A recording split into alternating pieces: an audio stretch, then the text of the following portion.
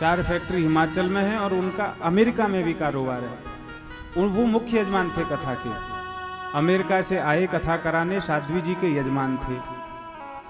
पूज्य साध्वी जी ने उनकी बहुत सुंदर बात बताई कि संत भी इतना द्रवित हो जाते हैं। बोली कि हम उनको यजमान नहीं, हम उनको अपना पिता मानते हैं। जो हमारा पालन करे सोई तो पिता है। तो धर्म की मर्यादा देखो। उनके पास धन है। एक बार साध्वी जी से पूछा कि माता ध्यान से सुनना, पैसा तो लोगों के पास है पर मन नहीं दिया, बुद्धि नहीं दी भगवान ने कि पैसे का सदुपयोग क्या करें। हारी में, बीमारी में, कोर्ट में, कचहरी में खूब चला जाता है लेकिन सही जगह पर नहीं देते।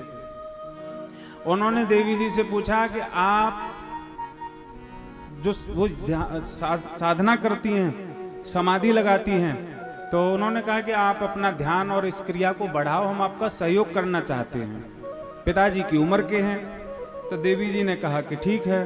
तो उन्होंने पहले तो लगभग 80 लाख रुपए लगा करके कुटिया बनवाई, मंदिर बनवाया, आश्रम बनवाया। बोले इसमें कमरे बनवा और साधक भी साधना का। अब साध्वी जी की साधना का स्थान तैयार हो गया। अब सीधी सी बात है, भक्त का मन भक्ति में लगेगा। यदि आप भजन नहीं कर सकते तो किसी के भजन में सहयोग कर दो, ये भी बहुत बड़ा भजन है। फिर एक दिन आए, बोले कि तुम जो ज्ञान ध्यान की बातें करती हो ये हमारे पल्ले नहीं पड़ती, पर हमारा मन बहुत करता है कि हम धर्म कर्म करें। अब एक बात बताओ, तुम्हारा खर्चा भी होता होगा, कितना खर्चा होता है महीने का? साध्वी जी बोली हम नहीं बताएंगे। बोले 20,000 महीने में काम चल जाएगा। तो वो मुस्कुरा दी। तो उनको लग गया कि ये जो है 20,000 में हो जाएगा काम। बोले ठीक है, 25,000 रुपये महीने का हम देंगे। ये घटना जब हमने सुनी तो हमारा मन ऐसा प्रसन्न हो गया। आज भी ऐसे दानी हैं, आज भी ऐसे दानी हैं। और जीवन पर्यंत का वादा कर दिया। हर महीने में एक भंडारा होता है, उसका खर्चा। यहां तो साल में 5,000 का चंदा देना पड़ जाए तो मैया मर जाए। हाँ, 500 रुपए मुश्किल से निकलेंगे साल में। साल में 10,000 रुपए नहीं निकाल सकते करोड़ों कमाने वाले। श्रीमद् भागवत हो, राम कथा हो, हम अपने लिए तो कह ही नहीं रहे, हम तो सहयोग के लिए कह रहे हैं। अपने लिए कहते तो हमें संकोच होता। यहां चढ़ाने के लिए नहीं कह रहे, हम तो सहयोग वाली बात कर रहे। दशांश दान करना चाहिए। 1 लाख जो कमा रहा है उसको 10,000 रुपए दान करने चाहिए। धर्म की मर्यादा कहती है।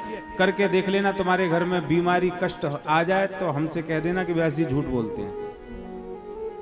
बोलो नारायण भगवान की जय। जय श्री राम।